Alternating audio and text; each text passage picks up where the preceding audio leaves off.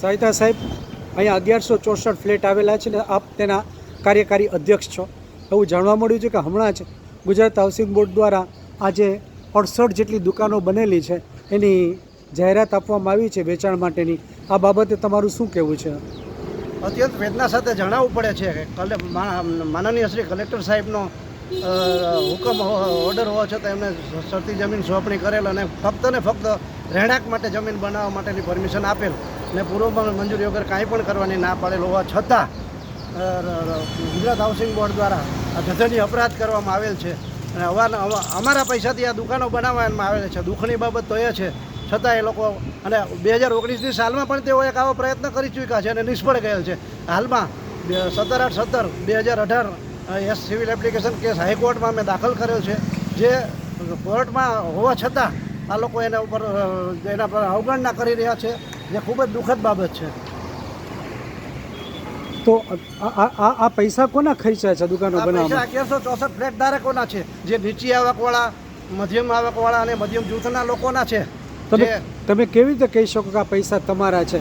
તમને કોઈ હિસાબ આપવામાં આવ્યો છે અત્યાર સુધી? અમે અવારનવાર માગણી કરી છે પણ હિસાબ આપવાની કોઈ આપ્યો જ નથી. આ બાબતે અમે આપના માધ્યમથી અમે કહેવા માંગીએ છીએ કે અમને હિસાબો પણ આપવામાં આવે. કહેવાય છે કે આ સ્વયં નાણાં સંચાલિત યોજના હતી કે જેમાં લોકોના પૈસા દ્વારા જ આ બધું જ કરવામાં આવેલું હતું. અને એવું પણ જાણવા મળ્યું છે કે અહીંયા ગુજરાત હાઉસિંગ બોર્ડે પોતાની ઓફિસ પણ લોકોના નાણાંથી બનાવી છે કે જેમાં કરોડો રૂપિયા, 1 કરોડથી વધુ કિંમતનું ફર્નિચર પણ લોકોના નાણાંથી બનાવેલું છે.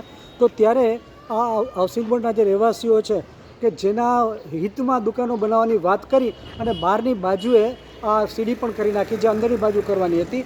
આ બાજુએ અહીંયા દિવાલ કરવાની હતી જે નકશામાં આપેલી છે, તે પણ કરવામાં આવી નથી. એટલે ઘણું બધું અધૂરું કામ હોય અને લોકોને લોકોના દુકાનો પૂરી દેવાનો જે પ્રયત્ન થયો છે એમ અહીંના લોકોનું કહેવાનું છે. તો સહિતા સાહેબ, આ વિશે તમારું શું કહેવાનું છે?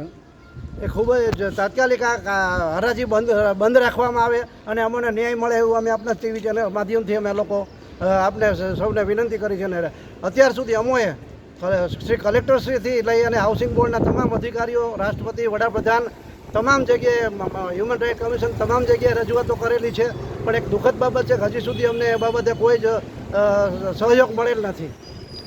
સાહેબ, આપ આ વિસ્તારના રહેવાસી છો, તમારું શું આ વિશે કહેવાનું છે? અહીંયા ગુજરાત હાઉસિંગ બોર્ડ પંડિત દીનદયાળ નગર સોસાયટી, જે કલેક્ટરશ્રીએ માત્ર ને માત્ર નીચા વર્ગ, મધ્યમ વર્ગ અને ઉચ્ચતર સ્તરીય વર્ગને માત્ર ને માત્ર રહેણાંકના હેતુ માટે ફાળવેલ જગ્યા, જેના ઉપર પંડિત દીનદયાળ નગર ગુજરાત હાઉસિંગ બોર્ડ સોસાયટીનું નિર્માણ થયું છે, પણ કોઈ પણ જાતના કોમર્શિયલ બાંધકામ કરવા માટેની એમાં મનાઈ છે. છતાં પણ ગુજરાત હાઉસિંગ બોર્ડે કોમર્શિયલ બાંધકામ કરેલા છે. હવે એના માટે અમારા સોસાયટીના કરતા હર્તાઓ જે છે તે કોર્ટમાં કેસ છે. એ કોર્ટના કેસ હોવા છતાં પણ ગુજરાત હાઉસિંગ બોર્ડ સોસાયટી તેના વેચાણ માટેના હરાજીના જાહેર ખબરો છાપે છે. તો એ હરાજી રોકાય એના માટે અમારી માગણી છે. અહીંયા કોઈ પણ જાતનું કોમર્શિયલ હેતુથી કામ ન થાય, બસ એ જ અમારી માગણી.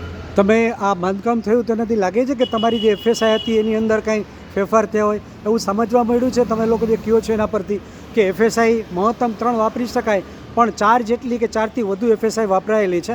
એના પરિણામે અહીંયા પાર્કિંગના પ્રશ્નો થયા છે એવું ઘણા લોકોનું કહેવાનું છે. તમારું શું કહેવાનું છે બાબતે? ગુજરાત હાઉસિંગ બોર્ડ સોસાયટી 1164 ફ્લેટના પૈસામાંથી જ આ દુકાનો બનાવેલી છે. અને દુકાનો બનવાથી જે વિંગની અંદર દુકાનો આવેલી છે તે લોકોને પાર્કિંગના બહુ મોટા પ્રશ્નો છે. અત્યારે પાર્કિંગ છે તે ગેટની બહાર કરવા પડે છે અને અત્યારે ગેટની બહાર પાર્કિંગ કરવામાં પણ બહુ મોટી મુશ્કેલીઓ પડે છે, કારણ કે કટારિયા ચોકનું રિનોવેશન ચાલતું હોવાથી, ત્યાં પુલનું કામ ચાલતું હોવાથી અત્યારે અમારા રોડને ડાયવર્ટ કરવો પડ્યો છે.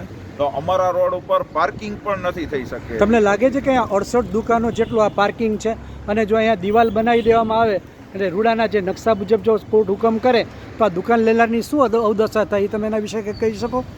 દુકાન લેનાર તો આની અંદર છેતરાવાના જ છે, કારણ કે અહીંયા કોર્ટનો કેસ ચાલે છે. બરોબર છે. કોર્ટના કેસના હુકમ સિવાય આ લોકો હરાજી કરી શકે એમ નથી. તો કાયમી મુશ્કેલીનો સામનો વેઠવો પડશે દુકાન જે લેનાર હશે તેમને. એવું જાણવા મળ્યું છે કે અહીંયા સ્ક્વેર મીટરના 90,000થી શરૂ કરી લાખ અને એનાથી વધુ અને 67,500થી ઊંચી ઉપરની દુકાનો માટે ભાવ કાઢવામાં આવ્યા છે. તો તમને લાગે છે કે આ વિસ્તાર માટે આ જે ભાવ છે ખરેખર તો શું આ દુકાન હાઉસિંગ બોર્ડના નામે હજી થયેલી છે ખરી? રેવન્યુ રેકોર્ડમાં તમારું શું કહેવું? તમે અહીંના કાર્યકારી અધ્યક્ષ છો, તો આ દુકાન શું રેવન્યુ રેકોર્ડમાં ગુજરાત હાઉસિંગ બોર્ડના નામે છે ખરી? અરે અત્યંત દુઃખદ બાબત છે કે રેવન્યુ રેકોર્ડ ઉપર પણ આની કોઈ નોંધ નથી, છતાં પણ આ લોકોની હિંમતને દાદ દેવી પડે કે કેવા એ લોકો ભયંકર ભ્રષ્ટાચાર કરે છે ને જેના માટે શબ્દો પણ ઓછા પડે. એમ સાહિત્ય સાહેબ તમે કહો છો કે રેવન્યુ રેકોર્ડ ઉપર આનું નામ નથી, તો રેવન્યુ રેકોર્ડ ઉપર નામ ન હોય તેનો અર્થ એમ કે એને દુકાન પોતાની જાતે કોના નામે અત્યારે છે? ગુજરાત હાઉસિંગ બોર્ડના જો નામે હોય તો નામે કરવા માટે રેવન્યુ રેકોર્ડ ઉપર કોઈ નોંધ હોય તો જ તે પોતે વેચી શકે ને. તમારું બાબતે શું કહેવું છે? 100% એના નામે હોય તો એ વેચી શકે, પણ એના નામે પણ નથી જે રેકોર્ડ ઉપર બતાવે છે.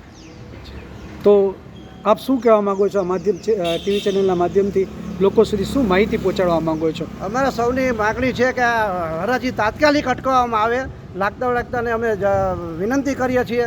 અને આપ સૌ જાણો છો કે અમારો કેસ નામદાર ગુજરાત હાઈકોર્ટમાં ચાલી રહ્યો છે, તો આ બાબતે એને ધ્યાન ઉપર લઈ અને આના ઉપર આગળ બીજા કોઈ લોકો હેરાન ન થાય, દુકાન લેનાર પણ.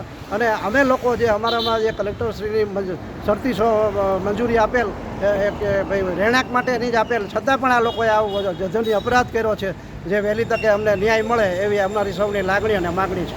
તો આશા રાખીએ કે આપણે આ માધ્યમ દ્વારા લોકો સુધી આ માહિતી જરૂર પહોંચશે. ધન્યવાદ.